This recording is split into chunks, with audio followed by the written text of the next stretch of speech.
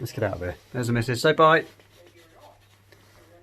Laters. We're off. Let's do this.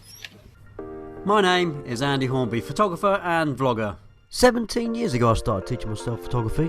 Today I travel the UK as a professional wedding photographer, landscape photographer and filmmaker. Learn from my experiences, my mistakes and my tips and advice.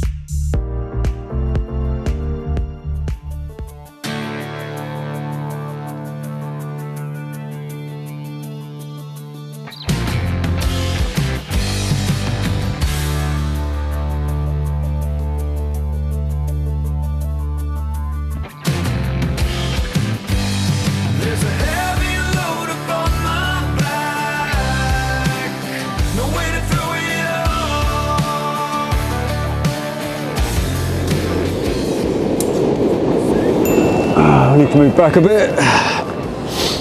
Let's pick that up.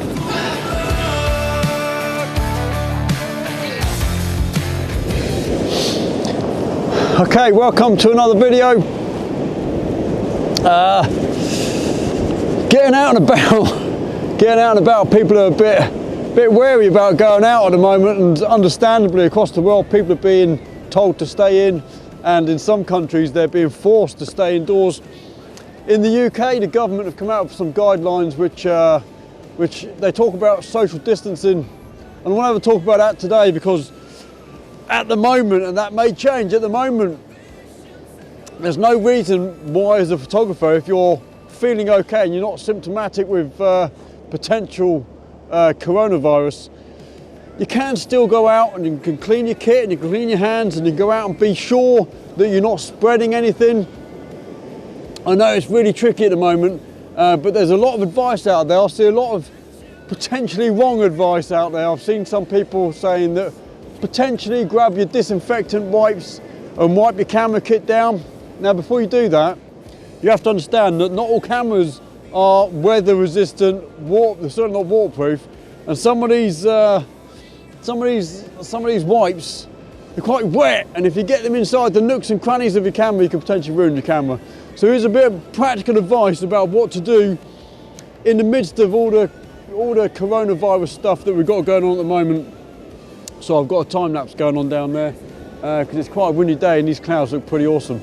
So here's some very quick advice if you're a photographer who does landscapes, actually if you do any kind of photography. Getting out and about, still keeping exercise, because we still need to exercise. And yeah, hopefully you can take some of this advice with you and get out there and still create some awesome pictures. Let's get into this. A generation of my time. There is nothing we can do. Oh, keep an eye on that. Do you know what's really hard? When someone says to you, stop touching your face, don't itch your nose. First thing you want to do is touch your face and itch your nose. Before I get into this video, I know I'm making light of it, before I get into this video, just want to reach out to everyone out there. If you're in another country somewhere in the US, what are the rules for you going out? Are you restricted? Are you in? Leave a comment down below. Let me know how you're doing. Make sure everyone's okay. The advice I'm going to give you today is just common sense stuff. It's not difficult. I see people panicking, and the first thing you need to do is not panic. Massively, there's a massive panic on, especially in the UK. I don't know what it's like elsewhere. Let me know, but everyone's just really panicking, and we need to just stand back and just take stock of what's going on. Understand how this thing is spreading, and it's spreading by, a lot of people don't know, airborne and touch. The advice is that if you sneeze and cough, try and sneeze into a handkerchief or into your arm, the crease of your arm, because that means that those particles won't stay in the air, and the particles that are in the air stay in the air for somewhere between 90 minutes and a couple of hours. So if you're in a stuffy room and with someone coughing and sneezing and stuff, there's a potential that it's going to be in the air for that amount of time. Ventilate the room, and it's going to reduce that time massively. Throw your tissues away, all that kind of stuff, whatever. Common sense stuff. The other way is touch. We're passing it between us without even seeing it. It's a hidden virus. Understand, I'm doing it without touching my face, but I've washed my hands now. What I've done, and the advice I'm going to give you is, before you do anything, is wash your hands, because stuff is being tacked. We're touching all the cameras and stuff like that. on surfaces, this thing is alive for, you know, somewhere between 24 and 36 hours, so a day to a day and a half. So my camera's been in my bag for the last week. I probably haven't touched it, so I know that there's a bloody good chance that there's no coronavirus on my cameras, right? And if I wash my hands before I come out and I'm touching this stuff, and I'm not touching anything else because I've been really bloody careful, that's all you can do, right? And then when I get home and I pack the stuff away before I get home and I get in the door, I'm going to wash my hands again because I don't know what I've touched or what's been out here. You can still do photography this way, and it doesn't have to be really difficult. It's just common sense stuff. Don't be afraid to go out because you still need to exercise. And in the UK, we're still allowed to go out. And like I say, I know there's countries where we can't go out because we're being told to stay in, and that's, you know, whether it's on curfew or I don't know, full time. You know, in the UK at the moment, they're saying social distancing is the way to go.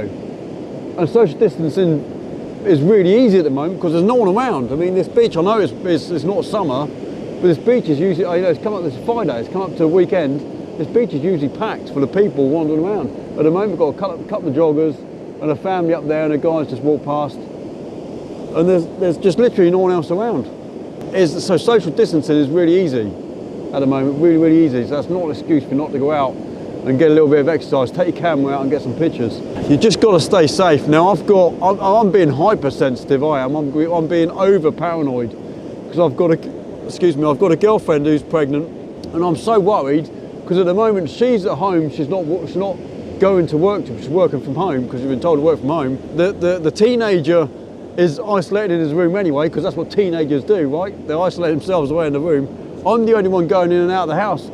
So I'm being hyper paranoid, if you like, but I'm using common sense to do that. I'm washing my hands whenever I've done something. I'm washing my hands because I know that if I touch my face, there's nothing on my hands. When I go out and I'm taking my camera gear out, I've already washed my hands. When I get my cameras out, I'm not passing anything to the cameras. When I put my camera away and I get home and wash my hands, there's nothing on the cameras, right? Hopefully, fingers crossed. So you can be pragmatic about this and not be silly and panic. Just some really easy, you know, cautious but common sense stuff. And there's no need to panic. I went shopping today and there's just nothing on the shelves. And it's sad because there were people around who were vulnerable, elderly, who were looking for stuff, and it just wasn't there. You know, we were there to get our day-to-day stuff. We didn't need toilet roll because I got that a few weeks ago. Got enough to last us. And toilet roll in our house lasts us for ages. You know, the older teenager isn't in the house anymore, so it's not being eaten up. You know, it's about being sensible, pragmatic, and just using your common sense. You can still get out, and I found a link today on the National Trust website in the UK. They're actually opening all their car parks up. All their parks are going to be free to enter. They're going to obviously close down the houses and the cafes and all that kind of stuff, and the visitor centres. But it means that photographers like you and me can get out there, go to these places without the fear of having to spend loads of money on parking or admission fees, and still take some wonderful pictures, and still do what we do. That's what it's all about, really. The sad thing is, as a working photographer, I do a lot of workshops. I'm a wedding photographer. They're getting postponed. I'm losing a lot of money in my business. But we've all got to do what we've all got to do. You know, that loss of earnings is being pushed on through, you know, the wedding couples and the venues and everything like that is being affected. But we've got to bounce back, and that's not going to stop me getting out doing my photography. I have a wedding workshop, which is a one-to-one workshop, by the way. I'm not putting big groups together. I've got a wedding workshop this weekend, and it'll probably be the last workshop I do until this kind of all blows over and we get something concrete from the government to say how they're going to help for a start. You know, those small businesses and those people who rent, because that's the problem at the moment in the UK. I hope you can take something from this video. I know it's probably a lot of information that you already know, common sense stuff. I don't want to be shouting and screaming at people. You know, there's people around the world in countries that are far worse off than we are in the UK, and they're far ahead in this as well, which is just a crazy thing to think about, what this thing is doing. I know there's a lot of people saying, you know, don't worry, it's not that big of a deal, you know, it's not as big as the flu virus, and in some ways I understand what they're saying, but in other ways, if we didn't put these measures in place, it would be a hell of a lot worse. So those figures they're putting out that it's not quite as bad as the flu virus actually would be wrong.